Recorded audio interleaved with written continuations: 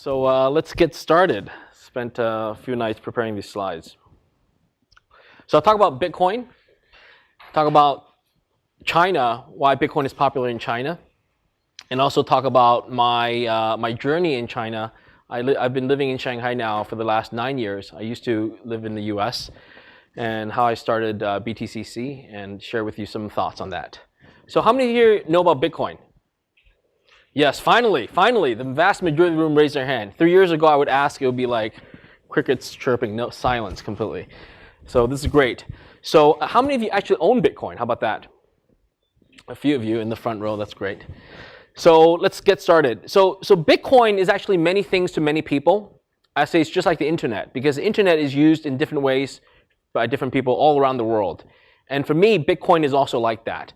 Many of you know Bitcoin, maybe you heard about it in the media, some of you even own or transact in Bitcoin. But I think the truth will come out over time about how Bitcoin is really used for the society. So let's go back and talk about why I think Bitcoin is great. Let's go back to the internet days. So think about digital information. Why is digital information great? So the way I look at it is, for the first time when the internet came about, we can now transmit information, transmit messages in real time, instantly, without third parties involved, and also practically for free. So this is what I call the faster, better, cheaper. Right? When something is truly faster, better, cheaper, that's when it's revolutionary, it changes the world. So with digital information, with electronics and computers, we now have information at the speed of light. So before that, with Pony Express or even postal mail, to transmit a message, even across the Atlantic Ocean, it could take days or weeks. Am I right? So that's why communication was very limited to small communities, and anything outside, you don't know what's going on in the rest of the world. With the internet, we can now have information at your fingertips, and this has been going on for the last 20 years, by the way, right? But this is the best part is that the digital aspect. It's a digital aspect of information that allows for all this breakthrough, faster, better, cheaper. So what about Bitcoin? How is Bitcoin related? So a lot of people say Bitcoin is related. It's kind of like the internet was 20 years ago, and I truly believe that. So I'm very excited. So now, instead of digital information, we have digital assets.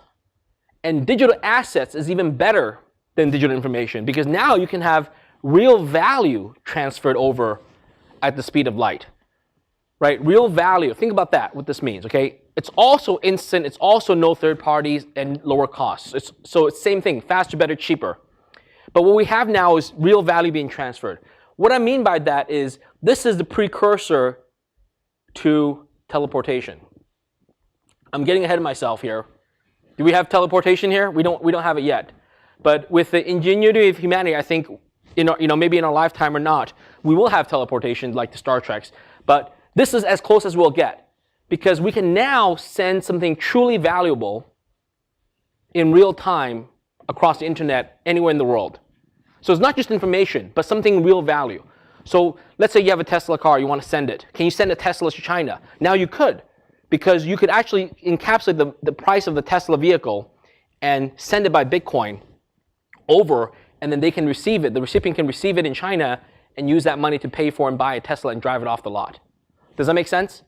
So this is why I say it's close to teleportation, because with that you can even have instructions. You can even pay for someone in China to go and do the dirty work of actually buying and bringing the car to you. So with enough Bitcoin, you could send it out there and someone will do it and give the Tesla to the recipient. Okay? So it's real value at the speed of light.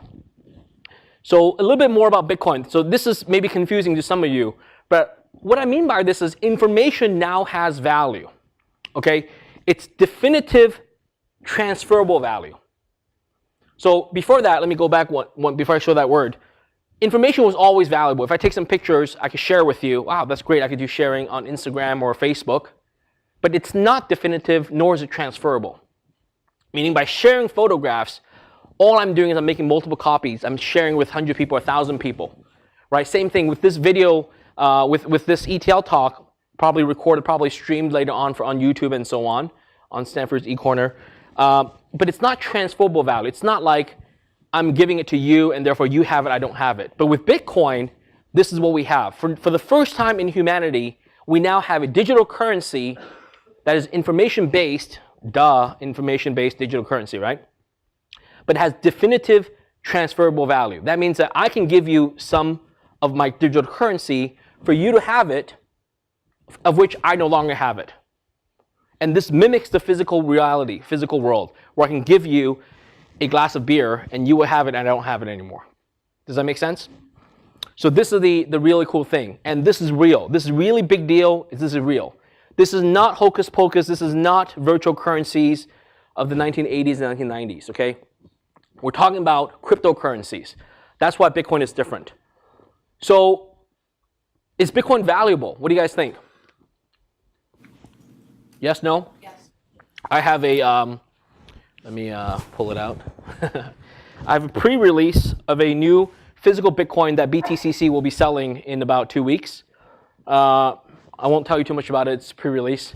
But this is valuable. If I toss it over to you, I've essentially given you access. Nice one. If you toss me some US dollars, well, we can do that exchange. Yeah. But this is, in this case, it's physical. I can toss it to you, and then it'll be physical, you catch it, right? But it's truly valuable because once I toss it to you, it's out of my hands, and that's what Bitcoin does electronically, but we made it in physical format. Why is this valuable other than the piece of metal? Well, because a few things. It's got uniquely great features. So until Bitcoin was invented, nothing in the world was able to encapsulate the functionality, the sort of the feature set that Bitcoin gave us. Where in physical, we could give you money, gold, we can give you stocks or bonds, give you a house and so on, or a title to a house. But with Bitcoin, now we can have a global network for payments with a fixed supply of Bitcoins, 21 million, of which this is one. We can have a decentralized payment, decentralized nature of it. What that means is the Bitcoin that I give you, let's say, does not depend on some company telling you how many Bitcoins you own. Does that make sense? So for the first time, you can now have Bitcoin that is truly, truly decentralized from any other company. Now, even though our company, my company, BTCC, we run a Bitcoin exchange, Bitcoin wallet service and all that, we are a centralized service. But even if our company goes away or there is no Bitcoin company, you can still own Bitcoin without depending on any other central government, any sort of university, or any sort of company, okay? And of course, very low fees. So this is truly faster, better, cheaper. So why I like Bitcoin, to summarize, for the first time, we actually have a digital asset. Think about that. All the assets you own, everyone in this room, other than the few of you who own Bitcoin, all of your assets, all the things you own that you've worked hard for in your life, are physical in nature. The other types of assets are intangible, like, for example, your Stanford education or your knowledge about the world, right? But any other tangible assets, always physical in nature. Everything from the money you own, have you in a wallet, the precious metals, gold and silver, the stocks and bonds, even real estate, all physical in nature, right? Some of you, do any of you own domain names? Yes. So domain name comes close, but email addresses actually are not digital assets. Would all of you have email accounts? But you don't own them, right? At a moment's notice, Gmail can stop your account or lock you out, or iCloud, Apple iCloud could, right? So you don't own your email address any more than it's more like a permission for you to use it, okay? Domain names, you sort of own them, but it's at the mercy of the domain name registration companies. They could make a mistake or they could take it away from you, right? And what if, I've heard some horror stories with domain names. But the point is, none of you, if you don't own Bitcoin or digital cryptocurrencies, none of you own digital assets. Don't we already live in a internet digital age? Yes? Who's still living in the Stone Age? So given that we live in a digital age, Bitcoin is very important. Bitcoin or cryptocurrency is very important because for now we really have digital assets, okay?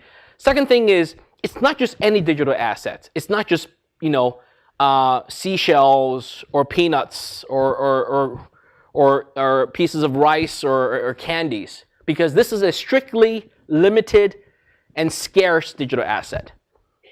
21 million sounds like a lot, but in the grand world of things, it actually comes down to about 0.003 per person in the world, right? It's only 3/1000ths per person if you spread it all around 7 billion people. So what happens is Bitcoin was actually created down to 8 decimal places. So you can have 100 million units in each Bitcoin. So just that way people could use it in smaller things.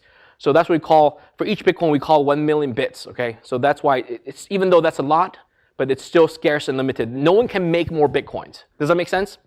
You cannot print them. No company can issue more Bitcoins like they can issue virtual currencies. So, for example, how many of you belong to airline frequent flyer miles or hotel reward points? Yeah. So those points you have there actually are centralized by the companies, right? That's why no one in the right mind would spend their allowance or spend their monthly paycheck to buy more airline miles. Or do any of you do that? Do you buy more hotel points? They ask. They always offer it. They always say, hey, you want to buy more miles? I'm like, yeah, right. And the reason I say that is because the airline miles are ultimately controlled and configured by the airlines, and they could do whatever they want. They could increase the redemption price. They could make it invalid. They could say your miles don't expire, and then a few years later they say miles do expire. You know, they change the rules on you. But with a decentralized cryptocurrency, that will never happen, okay? So if you own, for example, 21 Bitcoins, then you'll always have at least 1/millionth of the supply of the whole world's Bitcoin. Okay, so lastly, those two features, if it being digital and being scarce, it actually makes for a good payment system. So today, Bitcoin is not yet the world's best payment system, right? You have really good payment systems like PayPal. In China, there's Alipay, there's WeChat Pay, there's Venmo in the US, right? There's a lot of good payment systems around the world already, or even just physical cash. Bitcoin is not yet the most revolutionary, it's not yet the best payment system. We don't use it to buy coffee yet, but Bitcoin has a potential because of it being a great digital currency. Okay, so for me that's a bonus, and that's why I like Bitcoin. Okay, so now let's talk about China. So I live in China now. I started BTC China, co-founded it. It used to be called BTC China, now it's called BTCC. So it turns out I didn't know at the time that Bitcoin was going to be really big in China. I just did the startup because I thought Bitcoin was really interesting, and since I was physically in China, I thought I should do it in China and not go to Africa or something. And it turned out China was great. It was like made in heaven in terms of its adoption in that. So Bitcoin is really big in China. Now the question is it China itself, or is it really Bitcoin that's really popular? So let's go through that a little bit, okay? So China's crazy about Bitcoin. You guys may not know this, but China's really crazy about Bitcoin. Mining is huge, okay? Trading is huge. So mining is a process of making Bitcoins from scratch. So if you think about the 21 million, I'll talk about that in a little bit. So that's called Bitcoin mining. Trading is the notion of buying, selling Bitcoin. Some people trade for profit. I'll talk about that. And then let's talk about why, okay? Why is Bitcoin so popular in China? So Bitcoin mining, have you heard of this phrase before? How many of you have no idea what Bitcoin mining is? Raise your hand. All right. Wow, okay. So it sounds kind of odd. I have this picture of this open, what do they call it? Big pit, open pit mining. This is actually not Bitcoin mining. We had an April Fool's video this year that tried to depict Bitcoin mining as with a shovel. You can go watch it online. But this is actually not Bitcoin mining. But I just use it as a background. But what is Bitcoin mining? Bitcoin mining is really popular in China. And before I go there, here's what it is, okay? Think about if you were the secret creator of Bitcoin and you said, let's only have 21 million Bitcoins. How do you decide who should have the 21 million Bitcoins? Is there a good answer? They should all give it to me. Or they should give it to all the poor people in Africa. Or maybe only give it to Americans. Or give it just to the men or the women, right? Or just the children. Or just the internet-enabled people. Or just people who have driver's license. How do you do that? For something that's digital and internet global, how do you decide who to give the 21 million Bitcoins?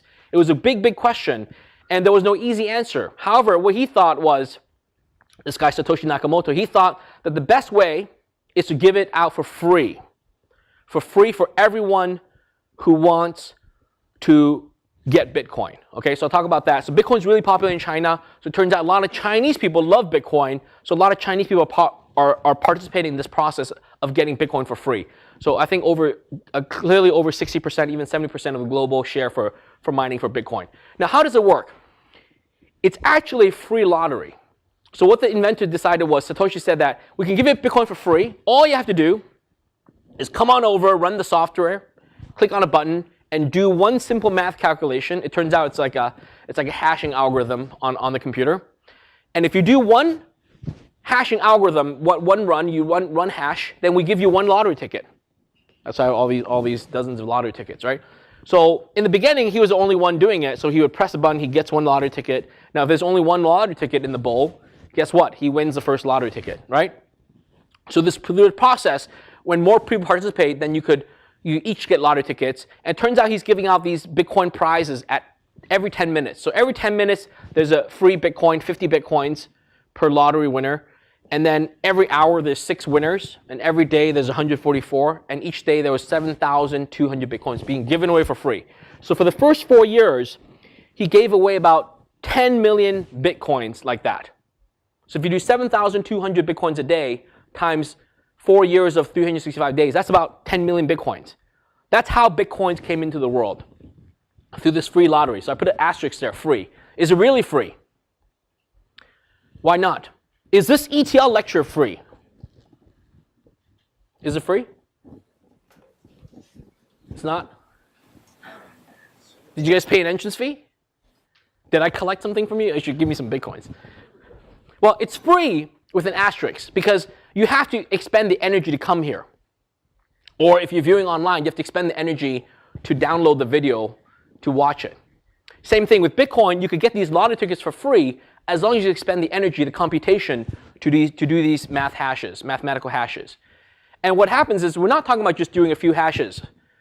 Afterwards, people realized it's so good deal, you could just keep doing more. So people started doing 100 hashes per second, 1,000 hashes per second. They hook up multiple computers to do it. And they use graphics cards and specialized chips. And now these days, there are special companies that make specialized ASIC chips, application-specific ICs, that does Bitcoin mining. And these chips don't do thousands of hashes per second, not even millions. Not even billions. They do trillions of hashes per second. The whole world today has like 200, what is it? 200, I think it's 2,000, over 1,400 petahashes per second. A petahash is like a quadrillion hashes per second. Anyway, it's huge. So with fast chip assembly, with fast electronics assembly in China, and really good chip design people in China, and also with cheap electricity, Bitcoin mining is very, very popular in China for these reasons. Right? Essentially, you can make money out of thin air. You buy these machines, connect to the wall, to the power, and you get these free lottery tickets. Eventually, you win Bitcoins, okay? So today, unfortunately, it's no longer 50 Bitcoins per 10 minutes. It's actually 25 Bitcoins per 10 minutes. And then the schedule is, actually this July, there's going to be another halving where the reward for Bitcoin goes down further. So by after July, it's going to be only 12.5 Bitcoins for every 10 minutes, which is about 1,800 per day. And that's how we slowly get to the 21 million Bitcoins. Okay, so Bitcoin mining is very popular for these reasons. Let's go quickly to trading, okay? Trading is something interesting, crazy stuff. People look at it as investing. You could buy, sell Bitcoin as investing. You could also look at it as speculation, speculative trading. Have you guys done that? I remember about 15, 16 years ago, or 17 years ago, in the Bay Area, the dot-com boom, everybody was doing what? Day trading, right? You guys, any of you doing that, day trading stocks? But anyway, so there's a lot of day trading in China, a lot of people buying Bitcoin. They think it's going to go up, speculating value will go up. And it's also a degenerate form of gambling. So Chinese people love to gamble. They gamble on stocks, they gamble on real estate. Now they can gamble and buy, sell Bitcoin. So trading is really big. Now, one thing it's not is that people ask me this all the time, so I might as well address it and answer the question for you ahead of time. Bitcoin, it turns out in China, is not about evading capital controls. In China, there are capital controls limiting how much people can convert from the local renminbi currency to US dollars or euros. But it turns out Bitcoin is not a great way because it's still a little bit cumbersome to buy, sell Bitcoin. And also, to properly do this, you have to buy the Bitcoins in China to send money out and then sell the Bitcoins in Europe or United States. There's some lag time. You have to open accounts at the other exchanges, so it's a little bit cumbersome. Some people do it in small scale, but this is not a great way to move large amounts of money. And plus, there's tons of loopholes in China anyways, so people can move their money using other methods. So what Bitcoin is for Chinese people, Bitcoin, I would say, is about investing in the future, right? So what we have is, it's a new revolutionary global asset class.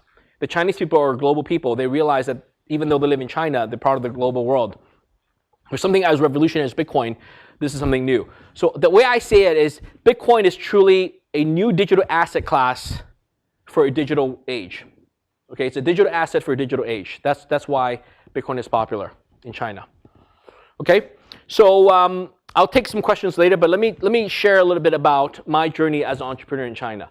It turns out the reason I put it in quotes is I actually don't know what it's like being an entrepreneur elsewhere, because this is BTCC is the first company I started in China. So I'm going to share with you a few things I've learned over the years. What do you guys think? Yeah? Okay. So they may not be China specific, but certainly if you in the Q&A session you can ask me more China specific stuff. And in some I almost wanted to say these are 7 things I didn't learn at Stanford.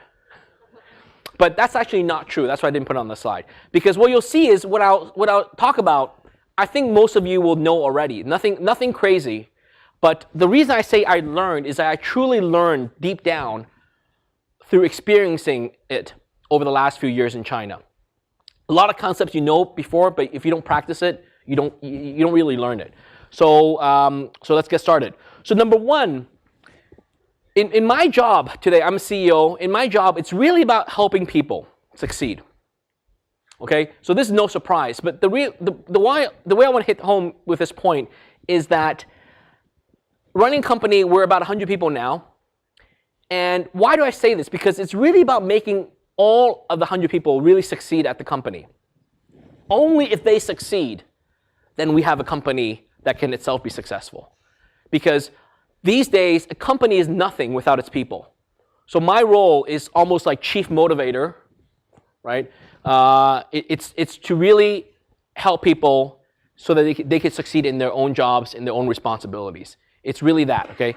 So if you ever get a chance to run a company, or even if you don't have to be CEO for this to be true, right? Even if you're in a small project, in a group project at school, if you can help your classmates succeed, then you will succeed. I guarantee you. And then that's how leadership happens, right? It's the willingness to go out and let someone else succeed. Okay?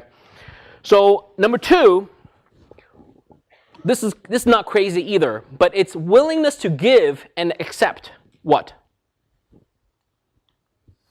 Critical feedback.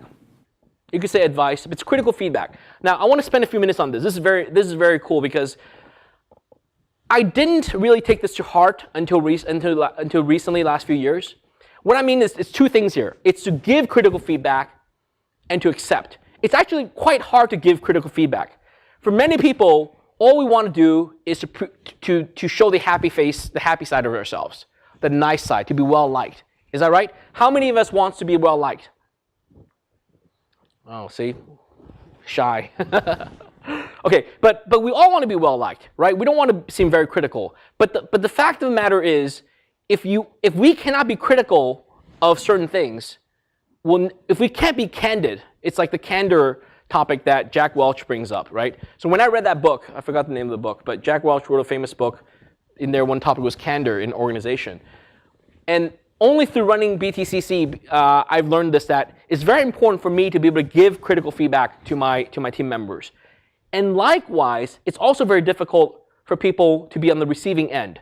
So this is something I encourage everyone in the world, not just my team members, but we really have to learn to have thicker skin to have the ability to accept critical feedback. All right. How many of us go out and voluntarily ask for critical feedback? I bet most of you don't do that. Certainly I didn't, right? But these days, in order for us to succeed, to change, to adapt, and to really do well, we have to have the ability and the courage to go ask for critical feedback. We have to have the ability, the EQ, to hold it in and to really accept the critical feedback. And if you're a leader, even if you're a peer, the ability to actually go give critical feedback. Okay, so this is, to me, is very, very important lesson I've learned. Okay, number 3, the number 2, 3, 4 are actually related. We talk about don't complain. Have you heard of this before? Yeah? Do you guys complain a lot? So I have a picture of a little mouse in a block of cheese. What do you think? Is the glass half full or half empty? Half full. It's pretty good place.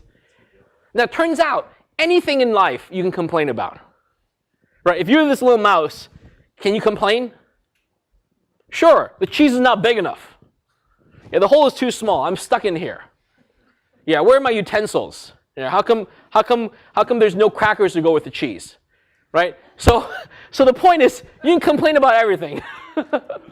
but this mouse is in actually a pretty good place. So the reason I say don't complain is, in the end, what I found is people who complain put themselves in a position where they feel like they can't do anything.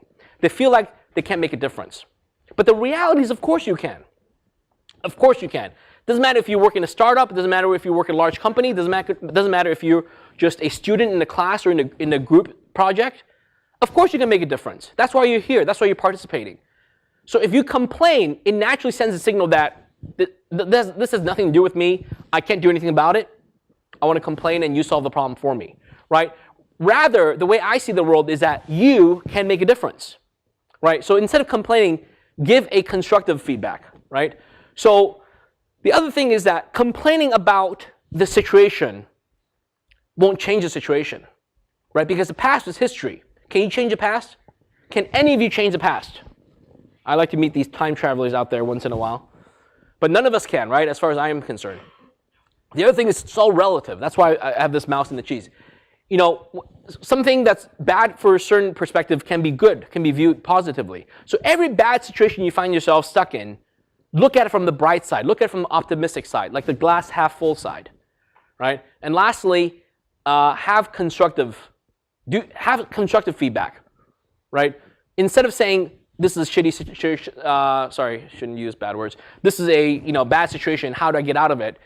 Give the suggestions. Give the ideas what you recommend to do, right? In the end, you are your own boss, right? Okay. Number 4 is related as well. No excuses, right? Do you guys make excuses? Yes?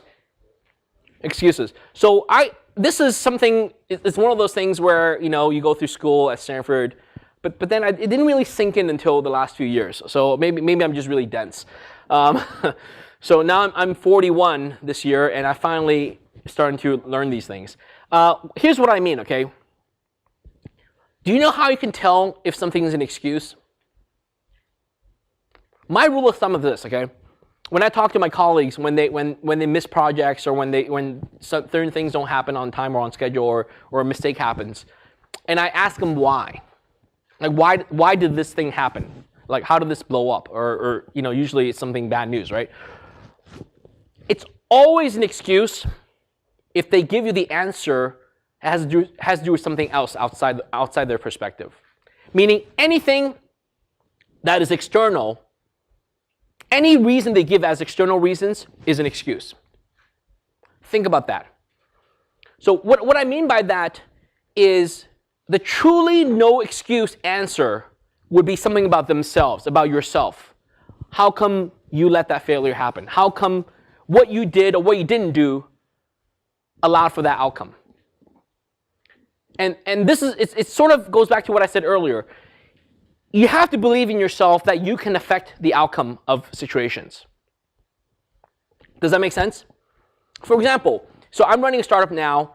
Of course, my objective is to take our company public, right? Or to get sold for really high valuation, right? To have an exit for investors. So years later, let's say 5, 10 years later, let's say I didn't do that. And if I blame the market, if I blame the investors, if I blame this and that, those are all excuses, right? In the end, if my company, if we don't succeed, the only person that is responsible is me, right? Because if I'm blaming other people, then I'm just making up excuses. So my point is, anything external is an excuse. Next time you explain something, ask yourself, oh, what happened to my homework assignment? Oh, the dog ate it. Yeah, I blame the dog, right? Or why am I late this morning to work? Or why am I late to the meeting? Oh, the alarm clock didn't go off. Or like there's too much traffic. These are all external reasons, right? So these are all excuses. So these days, I don't accept excuses from my team members. I'm like, nope, that's not allowed, right? Only when they actually truly admit, reflect on what they did or what they didn't do themselves, then they can learn and improve and prevent the mistakes from happening again. Okay? So you heard about the saying how janitors are allowed to have excuses, but vice presidents are not. Have you heard of this? So VPs in an organization, but at my company, not just VPs, but managers and above, are not allowed to have excuses. Only janitors are allowed to have excuses. Okay? Basically, for VP level, you should, everything's your responsibility. You just get it done, right? That's the ultimate goal. Okay, number 5. This is related to the last 3 points. This is how I tell people. I say, don't let other people's failure impact your success. So I say this in Chinese to my colleagues in China. Essentially, it comes down to meaning sometimes when certain things don't happen on time or properly, they say, oh, because I was waiting for someone else, or because this and that did that, right? This person did that thing, and therefore this is the outcome. So those are all excuses, right? So I tell them, if you want to succeed, and I would tell you as well, if you want to succeed, don't let anyone else's failure impact or limit your own success. Okay? All of you have what it takes to succeed in your own ways. Whatever objective is, whether it's in class, whether it's a degree at Stanford, whether it's getting the right job or the right career, becoming a doctor or anything, or even an astronaut, right? You can succeed as long as you don't let anyone else step in your path and block your way. So don't ever let someone else, their failure or their mediocrity, affect your success, okay? So what that means is don't hinge your success upon others, okay? So really be happy and really go get it, do it yourself. Okay, now next topic is a fun one. And this I learned recently, again also in the last 2 years, is it turns out successful people actually do have good habits. Okay, so have you guys all read that book, The 7 Habits of Successful People? Yeah? All of you? Really? Then why are you here? Okay, no. So what I mean by this is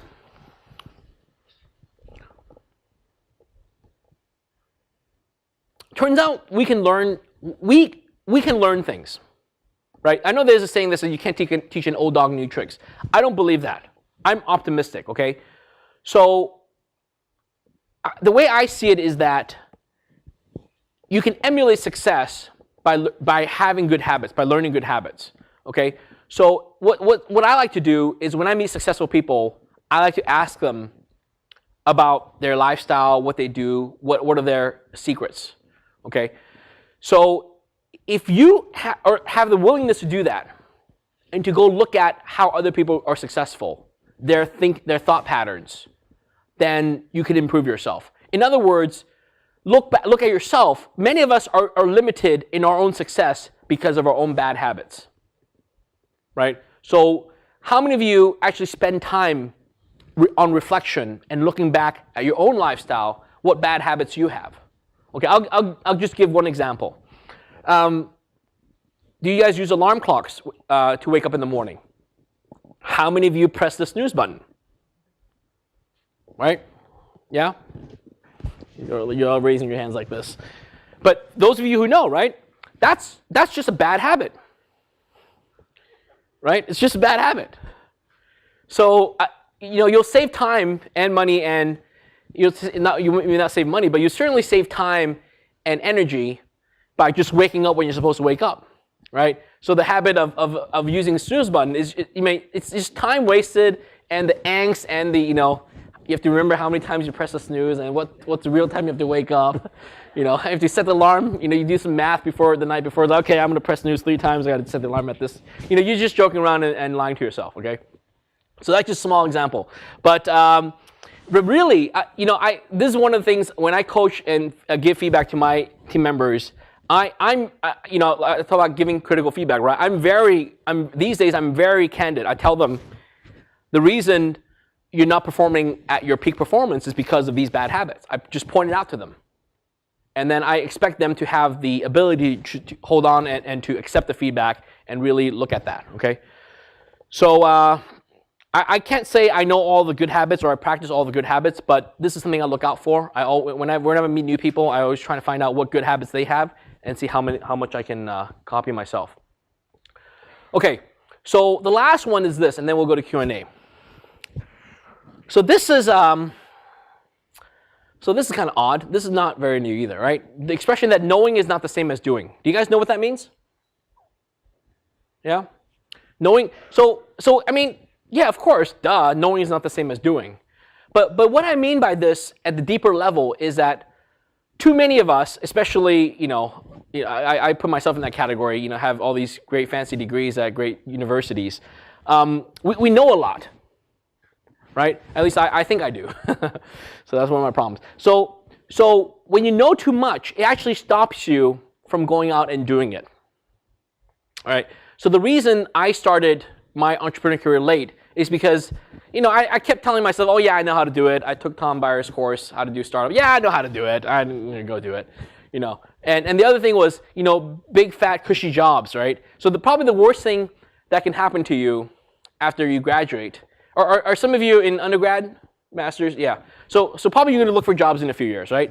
So probably the worst thing that could happen to you, to be honest, is to get a fat, cushy job, a well-paying, high-paying job, very comfortable, because that would just be terrible. That would just be terrible, and because it basically you have no motivation left. You just you have a good salary. You buy a nice car, live in a nice house.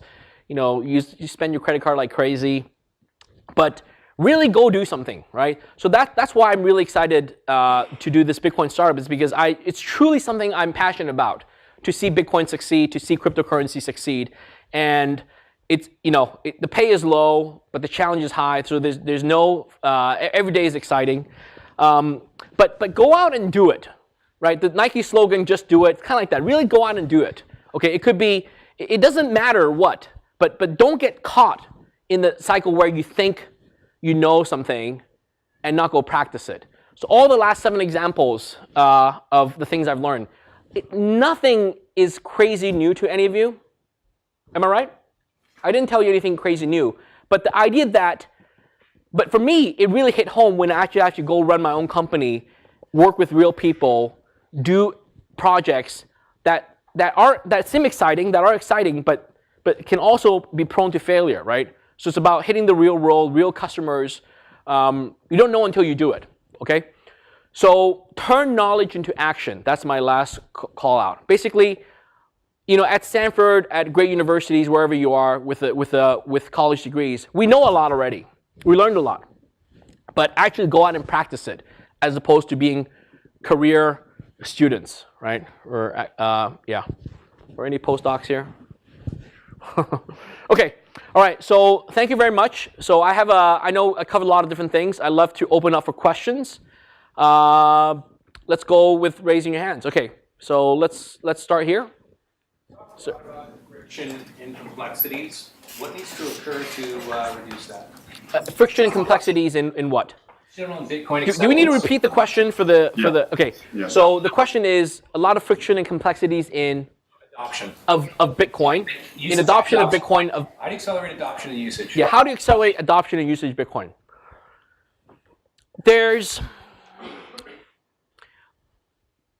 It's sort of like the internet in 1996, 97, when I graduated from Stanford here.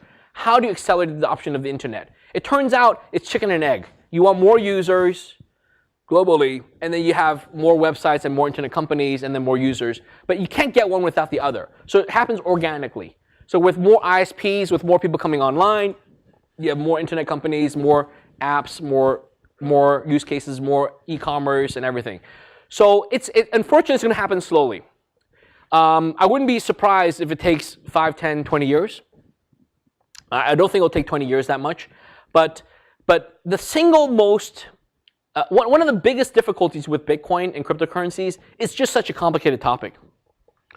I mean, I didn't even go into any technical stuff today, but the vast majority of you in the audience actually still don't know the details, intimate details of Bitcoin and cryptocurrency, right? I talked about, so basically it's through education, through understanding.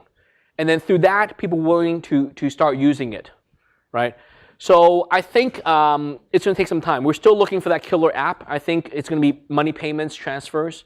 Yeah. Okay, question over here.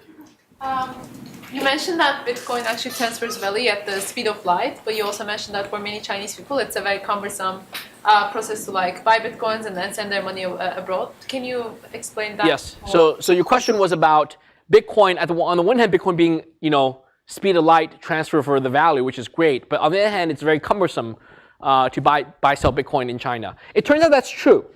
That's true. And here's the irony. The irony is exactly what you said. Bitcoin itself, if we all had Bitcoin in this room, any sort of commerce will be very fast, cheap, cheaper, faster, better, cheaper, right?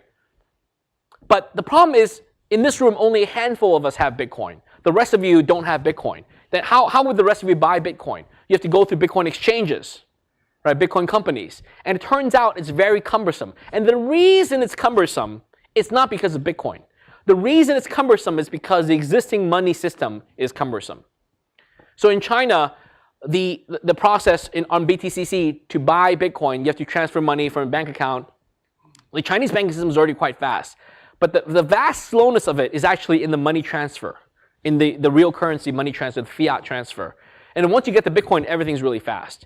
So it's where the rubber hits the road, where the friction is. Right, so that's inevitable. Until we're fully cryptocurrency economy, we will always have the existing money system, U.S. dollars, euros, Chinese renminbi, and then we'll have the super currencies, what I call the cryptocurrencies, that can happen at speed of light. Okay, question over here, sir.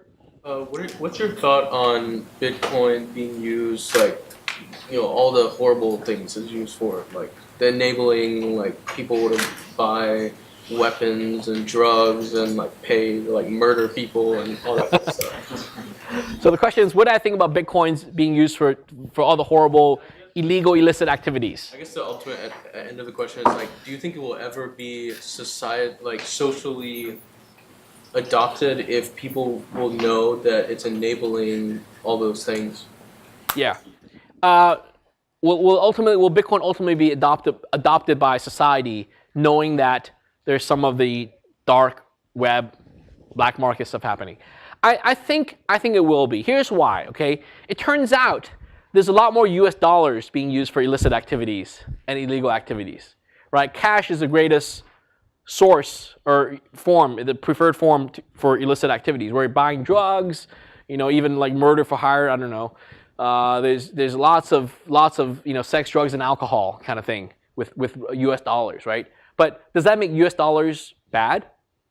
Not really, right? If you look at the video wars in the 1980s, many of you too young to know this, but VHS cassette tapes, you guys know what that is? VHS, before DVDs, there's things called cassette tapes. VHS, and there's another format called Betamax. So apparently VHS went out on Betamax because they supported, there's a whole cottage adult porn industry that used VHS tapes.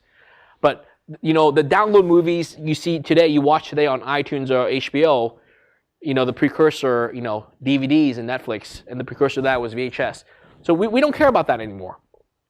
The fact that there are pornography, being downloaded, streaming, it doesn't affect the fact that we still enjoy live video content or streaming video, right? Same thing. So Bitcoin or cash, people choose to buy drugs, using whatever currency they want to, people using drugs. So fortunately in China, drug use is not a big problem. That's why people don't use Bitcoin to buy drugs in China. But whereas I think in the US a few years ago, we heard about Silk Road, the website to buy these drugs and illicit goods and services. A lot of people prefer to use Bitcoin, right? So I think society is smart. People will use it for the right things, and people won't care too much. Yeah. Okay, question? The gentleman in the back. Okay, yeah, in the back, in the way back. Go ahead. Yeah. Given the fixed supply of Bitcoin, its volatility, and in particular the general upward trend in the past few months, Wouldn't you say that people are more likely to use it like as a speculative asset instead of a currency? You're asking about the speculative nature of Bitcoin. What's your question, sir? So like, aren't they more likely to want to keep their Bitcoin and wait till the price keeps going up instead of spending it and actually using it as a currency? Yeah, that's a great question. So the question was, if Bitcoin price keeps going up, it's actually doubled in the last 1 year, right? If it keeps going up slowly, would people just hoard it and not spend it and not use it for payment? There is a concern of that, but I'll tell you my answer to that problem. It comes down to whether it's easier or not to buy, sell Bitcoin. Companies like us, there are several in the world, many exchanges in the world, who try to make it easy for people to buy and sell Bitcoin. Okay, if that is taken care of, then the concern you have is no longer there, because, for example, if I have 10 Bitcoins that I want to hold on to, 10 Bitcoins would be worth about $4,500 US. If I want to have that as my savings for the next few years, but at the same time I may want to pay someone in Europe, let's say 500 euros. I actually don't have to dip into my 10 Bitcoins, right? Because if I have to pay him in Europe, I owe him the money anyways, so I must have the money somehow, and I could just use that to easily buy Bitcoins, buy new Bitcoins, and then send it to the person in Europe. Does that make sense? So when I need to buy coffee or breakfast, and I want to pay by Bitcoin, it must be because I have money to begin with. So I could use the money to instantly turn into Bitcoins, pay for the coffee, the breakfast, and therefore I don't need to dip into my savings. Yeah. Okay, question. Sir, in the middle there? Yeah. Without any third party involved, how do you view the role of the regulators? How do I view the role of regulators for Bitcoin? Yeah, this is very interesting. It turns out, because Bitcoin is decentralized, there is no organization that controls Bitcoin. However, many countries, I would say every country in the world, will have to regulate Bitcoin. And it's in their interest, because Bitcoin is a real deal. Bitcoin is a real financial asset. It just happens to be digital that you can't touch or feel, except for this cool thing here, right? But they will have to regulate it because we're dealing with real money, real value, right? For consumer protection, for proper finance and economic reasons, they have to regulate it. So it's also new in the sense that many of the departments trying to regulate it are not qualified, don't have the experience to do it. So today, every country, we have regulators in finance, in stock market, in commodities, housing market, real estate, taxation, insurance regulation, and stuff like that. But none of them truly qualify to regulate digital currencies. So I expect countries will start having departments that actually are catered towards digital currencies, because it's like so different. Yeah, so I look forward to that day happening. I think it's already happening. The state of New York has already issued, DFS, Department of Financial Services, has already issued bit license for companies to apply and get. So New York State has it. The United States will soon have it nationwide, and other countries will also have that. So it's going to come in the next 3 to 5 years. Okay, question here. There's less regulation in China in comparison to America or Europe on taxation and ability to get Bitcoin. So regulation for Bitcoin in China, the question is about, is there less or more regulation in China? It turns out China is actually very friendly. I didn't mention in this slide. China is actually very friendly with Bitcoin regulation, even though they talked about it in 2013. They talked about having different swimming lanes for Bitcoin and financial institutions. It turned out it's pretty simple. It's pretty easy. They're pretty encouraging of it. At least they don't block us completely. So BTCC has thrived in China over the last few years. Many other Bitcoin companies have emerged in China. The interest is there, and also that because the regulators are using a laissez-faire approach, they're saying, well, let's see how it develops, and if we need to, we'll come and regulate it down the road. Yeah, so that's how it is. Okay, question, sir? I'd like to know more about the 21 billion figure. Why was it chosen? What keeps it from being expanded? Why aren't there more than 21 billion? Yes. Elaborate a little bit on that. Yes. I'll talk about so the question is about the limit of Bitcoin, how many 21 million. So it's actually 21 million and not 21 billion. So the question is why is it there and so on. So it turns out the 21 million figure was set in stone by the creator, Satoshi Nakamoto, it wasn't picked out of thin air. So he had a certain algorithm. Remember, it's that free lottery, right? So what he wanted to do was do a lottery every 10 minutes, every hour, 6 drawings, 6 prizes an hour, each prize being 50 Bitcoins. So those were arbitrary. He wanted 6 per hour, he wanted 50 per drawing. So that was 300 Bitcoins per 1 hour. So that was arbitrary. But if you take the 300 Bitcoins per hour, and then you do that for 4 years, and then what he did was every 4 years, just like the Olympics or the World Cup soccer, he decided to cut down by half. Only by cutting down in half, he could sort of do this exponential logarithmic delay where it eventually gets to 21 million Bitcoins. So the math just works out right that half of Bitcoin comes out in the first 4 years. So if you do that math, 7,200 Bitcoins per day, you do 4 years of that, you get exactly 10.5 million, roughly. Yeah. And then that's half of all the Bitcoins. And then the next 4 years, you get the other half, the half of the half. The next 4 years, you get half of what's left of that, and so on, so on, so on. So eventually, the prize today is 25 Bitcoins. In 2 months, the prize will be 12.5.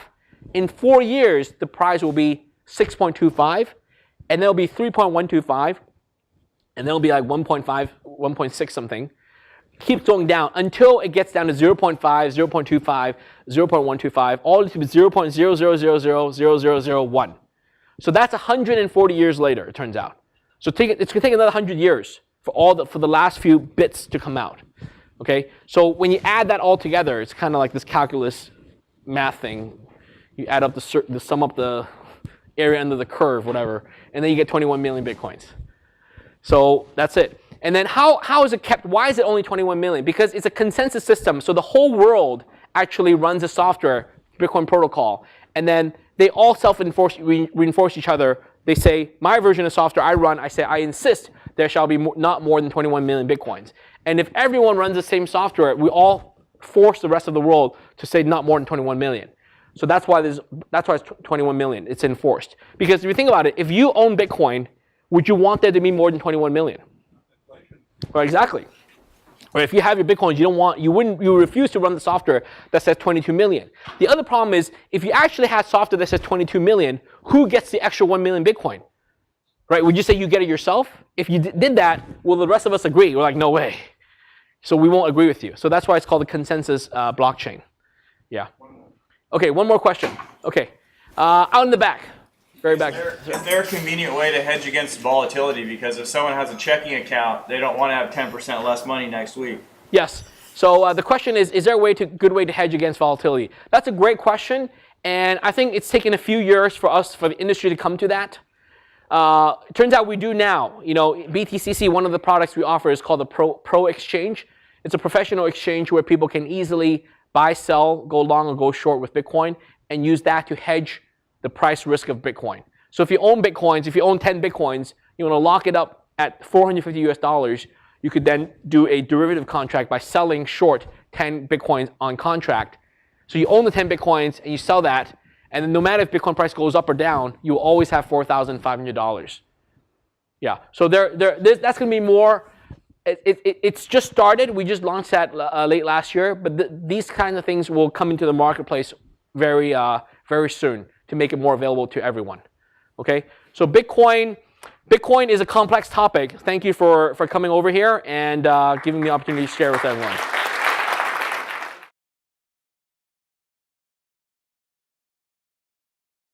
And give the Tesla to the recipient.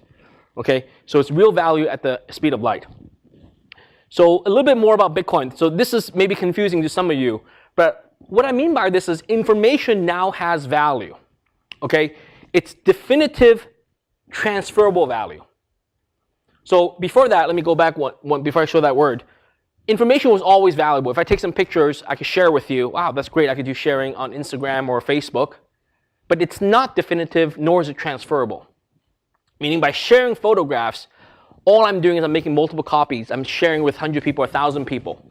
Right? Same thing with this video, with this ETL talk, probably recorded, probably streamed later on on YouTube and so on Stanford's eCorner. But it's not transferable value. It's not like I'm giving it to you and therefore you have it, I don't have it. But with Bitcoin, this is what we have. For the first time in humanity, we now have a digital currency that is information-based, information-based digital currency, right? But has definitive transferable value. That means that I can give you some of my digital currency for you to have it, of which I no longer have it. And this mimics the physical reality, physical world, where I can give you a glass of beer and you will have it and I don't have it anymore. Does that make sense? So this is the really cool thing. And this is real. This is really big deal. This is real. This is not hocus pocus. This is not virtual currencies of the 1980s and 1990s, okay? We're talking about cryptocurrencies. That's why Bitcoin is different. So is Bitcoin valuable? What do you guys think? Yes, no? Yes. I have a, let me pull it out. I have a pre-release of a new physical Bitcoin that BTCC will be selling in about 2 weeks. I won't tell you too much about it, it's pre-release. But this is valuable. If I toss it over to you, I've essentially given you access.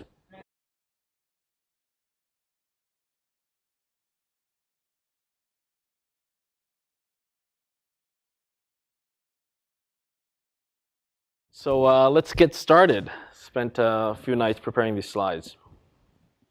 So I'll talk about Bitcoin, talk about China, why Bitcoin is popular in China, and also talk about my journey in China.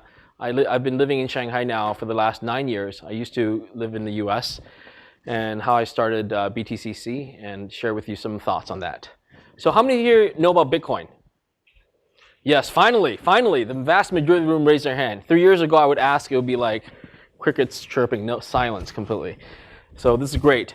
So how many of you actually own Bitcoin? How about that? A few of you in the front row, that's great. So let's get started. So Bitcoin is actually many things to many people. I say it's just like the internet, because the internet is used in different ways by different people all around the world. And for me, Bitcoin is also like that. Many of you know Bitcoin, maybe you heard about it in the media, some of you even own or transact in Bitcoin. But I think the truth will come out over time about how Bitcoin is really used for the society. So let's go back and talk about why I think Bitcoin is great. Let's go back to the internet days. So think about digital information. Why is digital information great? So the way I look at it is, for the first time when the internet came about, we can now transmit information, transmit messages in real time, instantly, without third parties involved, and also practically for free. So this is why I call the faster, better, cheaper. Right? When something is truly faster, better, cheaper, that's when it's revolutionary, it changes the world.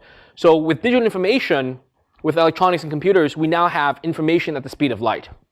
So before that, with Pony Express or even postal mail, to transmit a message, even across the Atlantic Ocean, it could take days or weeks. You own that you've worked hard for in your life, are physical in nature. The other types of assets are intangible, like, for example, your Stanford education or your knowledge about the world, right? But any other tangible assets, always physical in nature. Everything from the money you own, have in a wallet, the precious metals, gold and silver, the stocks and bonds, even real estate, all physical in nature. Right? Some of you, do any of you own domain names? Yes. So domain name comes close, but email addresses actually are not digital assets. Would all of you have email accounts? But you don't own them. Right? At a moment's notice, Gmail can stop your account or lock you out. Or iCloud, Apple iCloud could. Right? So you don't own your email address any more than it's more like a permission for you to use it. Okay? Domain names, you sort of own them, but it's at the mercy of the domain name registration companies. They could make a mistake, or they could take it away from you, right? And what if, I've heard some horror stories with domain names. But the point is, none of you, if you don't own Bitcoin or digital cryptocurrencies, none of you own digital assets. Don't we already live in a internet digital age? Yes? Who's still living in the Stone Age? So given that we live in a digital age, Bitcoin is very important. Bitcoin or cryptocurrency is very important because for now we really have digital assets, okay? Second thing is, it's not just any digital assets. It's not just, seashells or peanuts or pieces of rice or candies, because this is a strictly limited and scarce digital asset. 21 million sounds like a lot, but in the grand world of things, it actually comes down to about 0.003 per person in the world, right? It's only 3 1,000ths per person if you spread it all around 7 billion people. So what, am I right?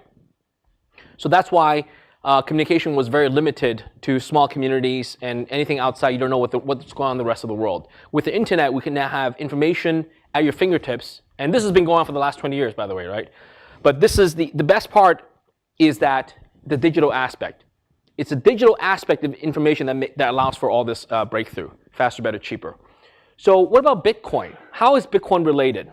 So a lot of people say Bitcoin is related. It's kind of like the internet was 20 years ago, and I truly believe that.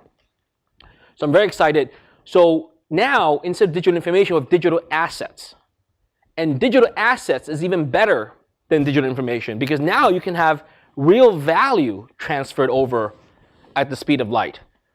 Right? Real value. Think about that, what this means, okay? It's also instant. It's also no third parties and lower costs. So it's same thing, faster, better, cheaper.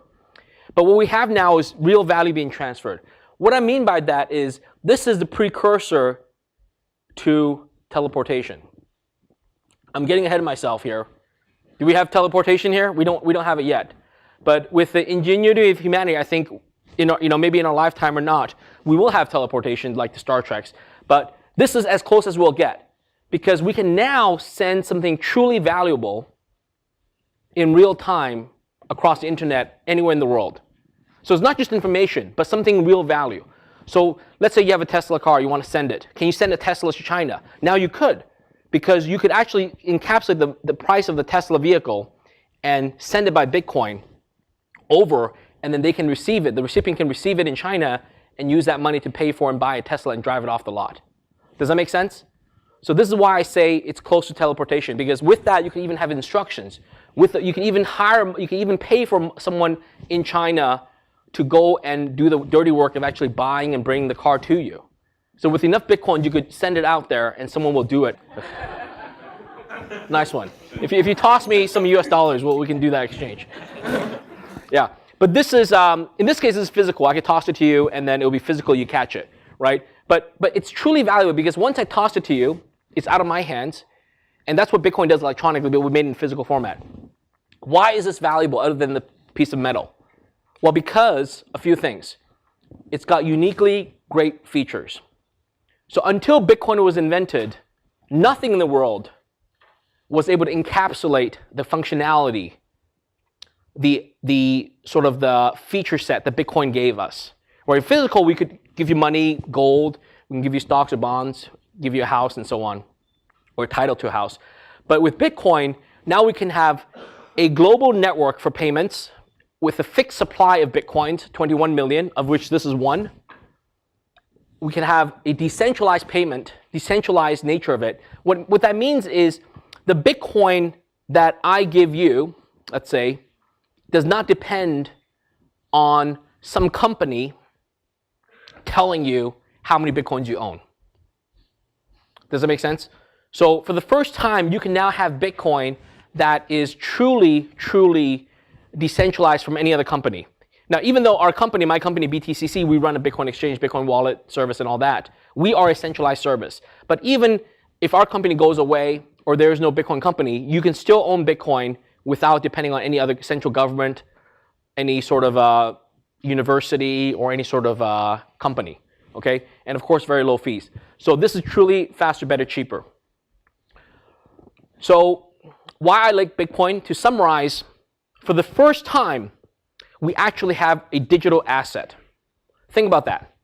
All the assets you own, everyone in this room, other than the few of you who own Bitcoin, all of your assets, all the things you